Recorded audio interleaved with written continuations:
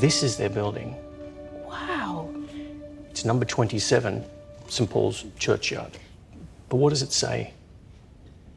Playing card makers, as in cards? Yes. They didn't just make any cards. They were one of the premium printers of playing cards in the country. And in fact, they were so good, their cards are still highly prized by collectors.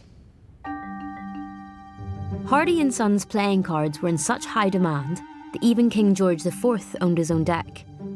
Playing cards was so popular, it became one of the most taxed products of the time. The Ace of Spades, ornate design, originated from the requirement by law that playing card makers, like Hardy and Sons, had to print on this card that they had properly paid the tax. The law was so strict that printing a fraudulent Ace of Spades without paying duty would result in the death penalty. So I want to come forward a little bit to 1809. This is towards the end of the reign of George III. Right.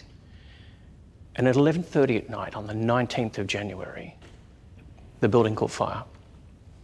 The home and factory of Hardy's playing cards was gutted by fire. And remember, this is all this paper being stored in the basement. It just went up. They managed to save the family.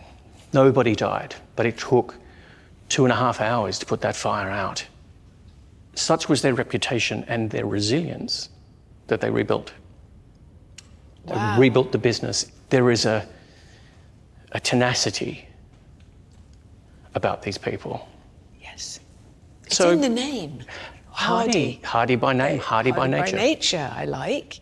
This is such a London story, isn't it? It is. My son has been coming to there, because kids come and they skateboard. We don't even live that near anymore, but he literally gets on a tube at the age of about 11 and goes, I'm going to go and skateboard at St Paul's Cathedral. Oh. Like, it's so odd. Something's calling him there. It's in his DNA too. It sure is. They are going to be so chuffed.